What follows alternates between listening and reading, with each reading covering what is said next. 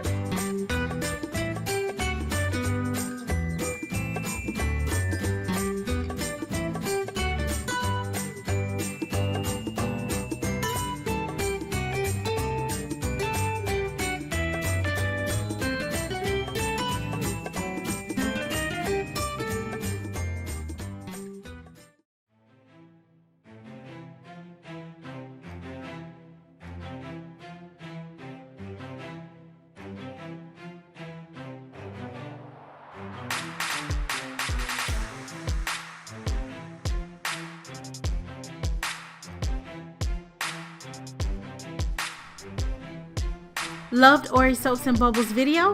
Head down to the subscribe button and hit the bell icon to get those notifications.